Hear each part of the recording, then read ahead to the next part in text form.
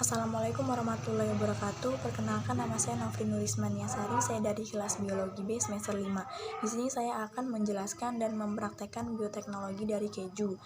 Dan video ini dibuat sebagai pengganti praktikum.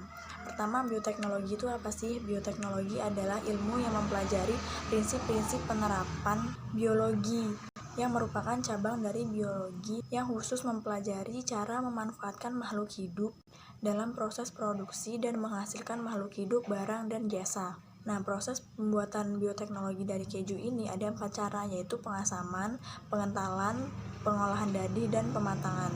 Nah, garis besar pada pembuatan keju ini bertujuan untuk memisahkan padatan yang terdapat di dalam susu ini. Nah, pemisahan ini disebut sebagai pengentalan. Prosesnya yaitu ada pengasaman. Nah, di mana pengasaman ini susu itu dipanaskan dengan tujuan untuk menumbuhkan bakteri yang mengubah laktosa menjadi asam laktat.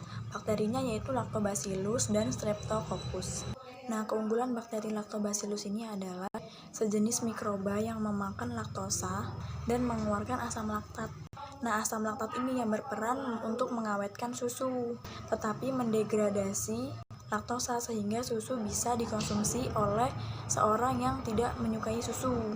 Nah, manfaat bakteri Lactobacillus ini adalah yang pertama, meningkatkan zat metagenik dan mencegah kanker, meningkatkan kekebalan tubuh dan dengan kandungan anti tumor, dan juga sebagai alternatif diet sehat karena berfungsi yang kandungan gizinya itu sangat baik dan lemaknya sangat rendah, dan menurunkan resiko infeksi kandida pada penderita diabetes dan mencegah osteoporosis. Nah, kemudian pada proses pengentalan, di mana susu yang sudah dipanaskan kemudian diberi renat. Nah, renat ini yang membuat protein itu menggumpal.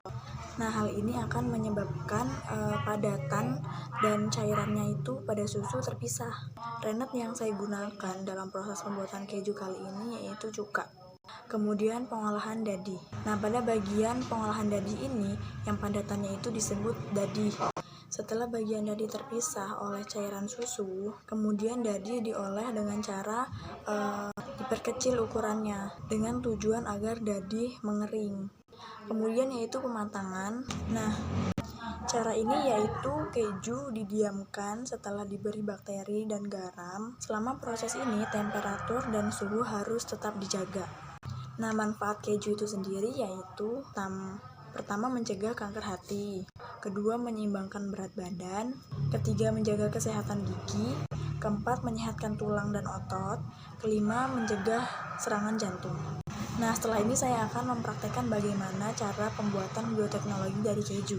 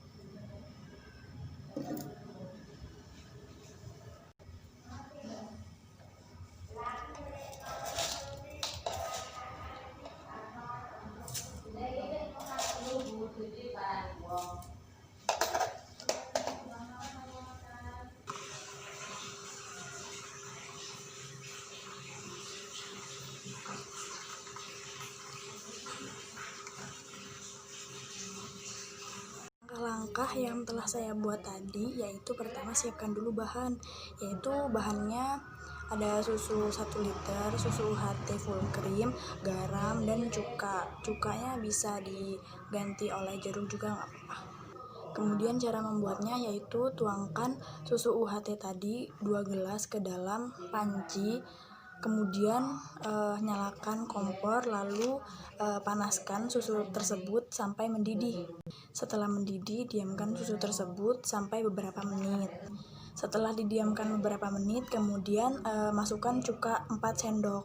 Nah, cuka ini dapat memisahkan zat padat dan zat cair pada susu tersebut. Nah, setelah itu aduk sampai 5 atau 10 menit. Saat mengaduk akan terlihat perbedaan antara zat padat dan zat cairnya.